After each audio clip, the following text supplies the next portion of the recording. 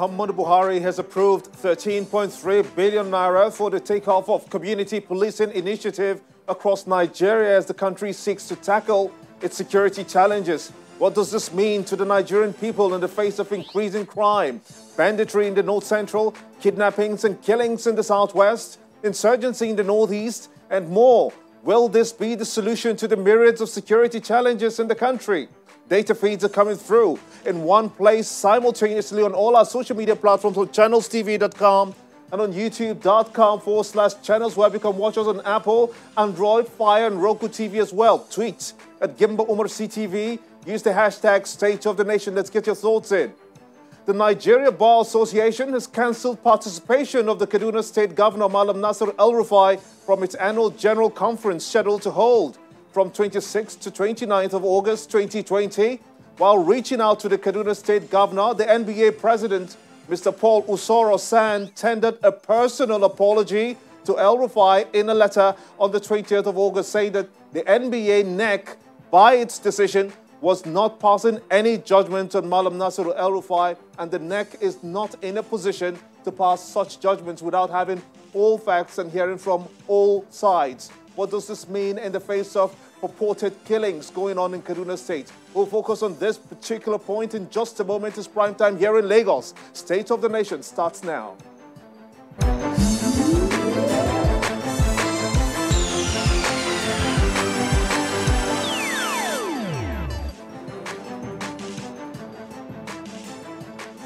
Welcome everyone in Nigeria and the rest of the world. I am Gimba Umar. This is State of the Nation. The Buhari administration from inception rode on the promise to provide security to its citizens. While the to and fro went on and how to tackle the security challenges went on, the idea of establishing a state police, so as a matter of fact, it came down to the point where it was called community policing, headlined just about every major tabloid in the country. Analysts and experts talked about it. Even the government said that it will fund community policing. And it's today living up to its promise. President Muhammadu Buhari announced 13.3 billion naira for the takeoff of the project across the country. Joining me on State of the Nation is a retired Assistant Inspector General of Police, AIG, Mr. Ade Shinaba. I want to thank you so much indeed for joining me here in our Lagos studios. Thank you very much. And also a security expert, Adegoke Onyekachi. He joins us from our Abuja studios. I want to thank you as well for coming on State of the Nation. Let's begin with you, Mr. Shinaba, here in our Lagos studios, because the times are becoming more interesting now. While the concept of this community policing was in its gestation period, I remember we did have this conversation, you and I, in one of our shows. But with this new ingestion, 13.3 billion naira funding for community policing by the government, what difference will this bring to policing in our country? Thank you very much, Gimba. With this development, which has been embarked on by the federal government under the Buhari administration, I think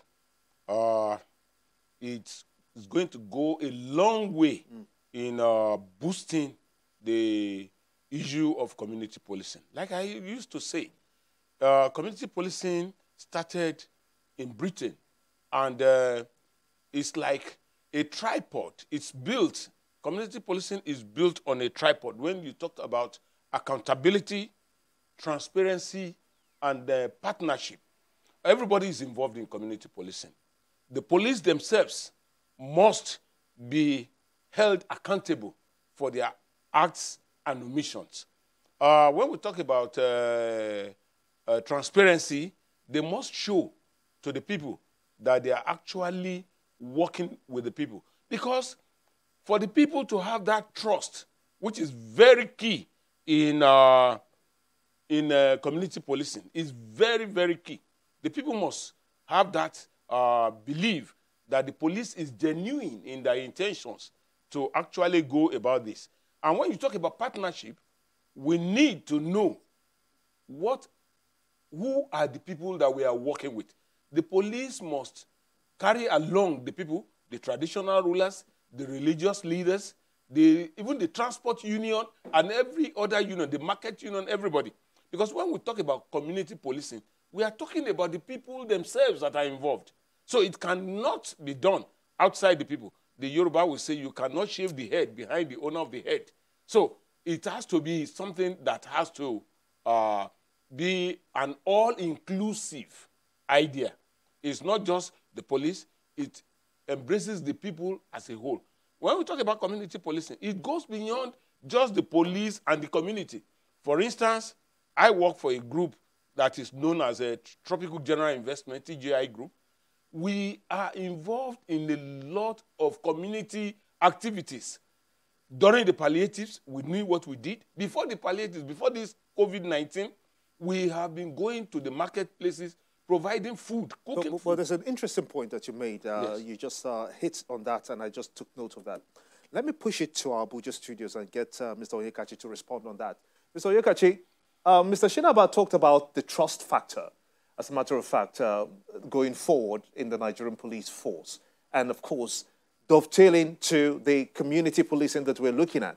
Do you think that there has been an established sincerity of purpose, trust, if you will call it, from the Nigerian police and the way it relates to the general public? Do you think that that trust is in place, just so that this community policing initiative will succeed? Thank you, Gimba. That's a very tough question you are asking. The police, there's been no love lost between the police and the policed. So fundamentally, trust is built on a clear understanding of the purpose of the police itself. Some have argued that the police we have currently are set up, yes, challenged. We are quite agree that they are very challenged, and we can't run away from that. For example, if you look at the police budget, about 90% of their budget goes into funding recurrent expenses. The capital expenditure, which is about less than 10%, they don't get also, they don't get up to 40% sometimes of capital release for those capital projects. Now, without the state governors funding the police, there will be no police as we know it today in Nigeria. Are you saying that you have fears that even this 13.3 billion naira takeoff funds for the community policing, you're putting a question mark to it, relating it to the Nigerian police force when time and again their budgets have not really met 100%? Is that right? Gimba, you've taken the question, you've taken the matter out of my mouth. It's 13.xyz billion on paper. The capital release is another kettle of fish. And then when that money trickles down, you're looking at 774 local government, a population of over 200 and something million people. I don't know what 13 billion is supposed to do, but like they say, it's a takeoff grant and it's to get the conversation going. I suspect that a good part of those funds will go into logistics and supply of equipment and logistical support that would be needed to support that community policing initiative. I do fear that some of those funds may also go into setting up the necessary structures, supervisory structures, offices, and of course some needed equipment. Again, so once you expend whatever you get from 13 point something billion, you come back to almost nothing. Remember that the community policing officers would not be paid a salary. I also don't want to forget your question on the subject of trust. So 13 point something billion, yes, it's takeoff, but what exactly are we going to be achieving with the community policing that we are not already achieving with the current DPO setup? The divisional police officer is the chief security officer of his division.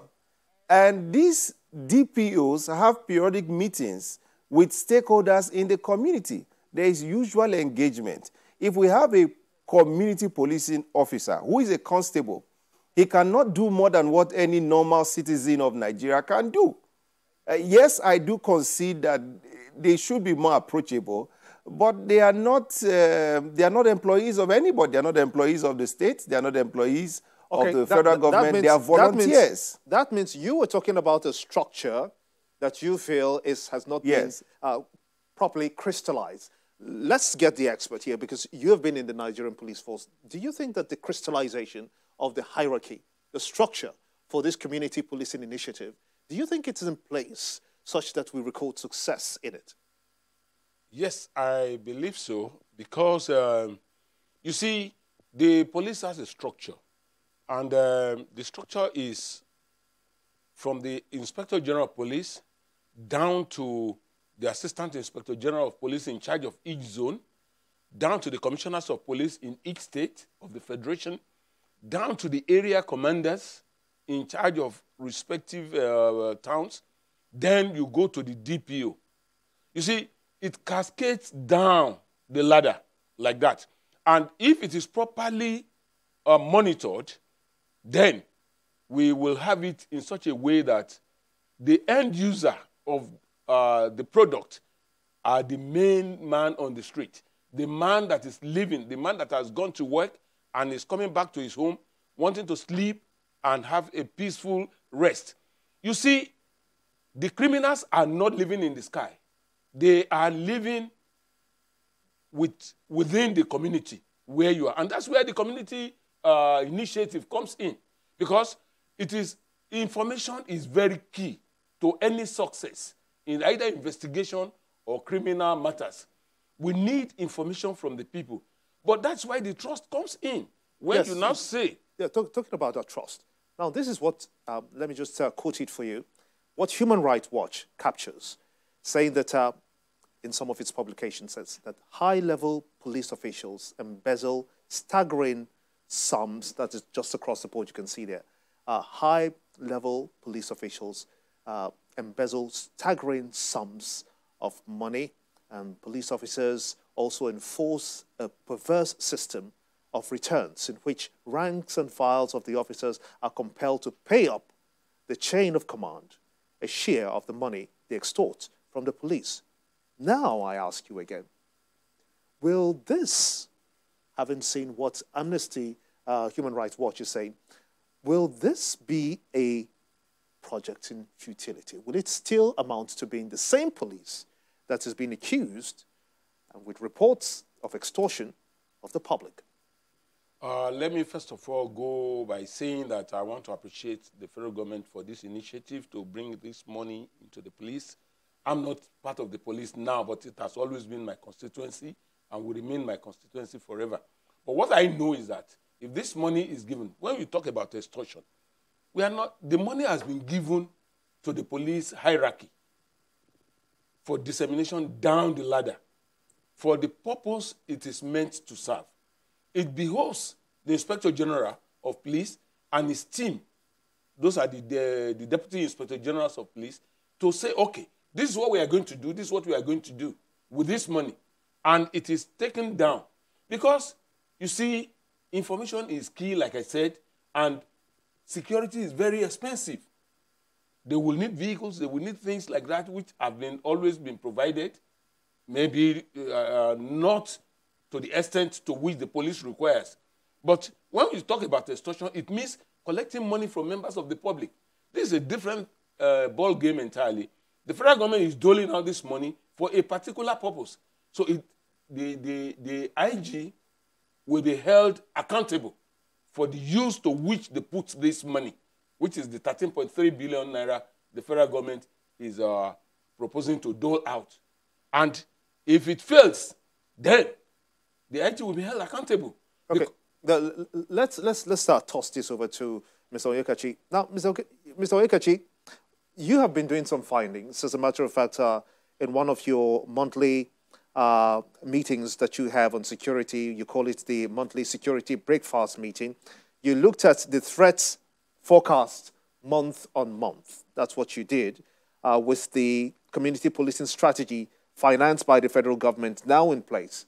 What will be the translation, looking at what you have, these are your findings, the threats forecast, violent crimes, kidnap for ransom, civil unrest, armed opposing groups. How do you tally this with the community policing? Will we see something positive and the reduction of these indices that you've tabulated? Gimba, I don't know what to expect to come out of this community policing. The police is already challenged. We don't have enough police. So how does the community policing officer translate to more police officers with arms? The police don't have enough supply of logistical support, vehicles. The state governors deploy vehicles to them. Well-meaning Nigerians and companies donate vehicles to the police. But we don't also maintain these vehicles. A little over 1-2 years, these vehicles are grounded. And so when you call out the police for response, the vehicles are grounded. They are badly beat up. So what will it take? What will it take then? What will it take then to make it work? Fundamentally, we have to come back to the state policing structure and proposition. You see, by going through the route of the community policing, I think we are running away from our shadow here. We are seeking to put the cart before the horse. The state policing would be the next level, and after that level, you have the community policing. I'm not sure what it is exactly we are running away from by not biting this state policing bullet. Let me paint a picture for you. Lagos State, for example, before you paint that picture, I'm afraid that we're going to have to go on a very quick break, and then I'll let you do that. But when we return, we will look at also the NBA, that's the Nigeria Bar Association, as it has withdrawn the invitation of Nasir El-Rufai, the governor of Kaduna State, to speak at its annual general meeting. Is this declaration of war? A group believes that it is. We'll analyze that in just a moment as well. When we return, stay with us.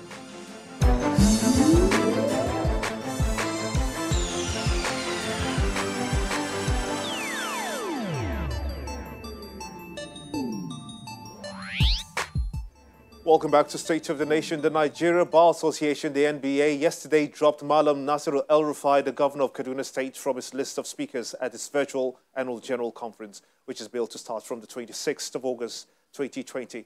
El-Rufai responded, saying that the action of the bar, saying its actions are basically unjust. He also accused the association of embracing a one-sided narrative.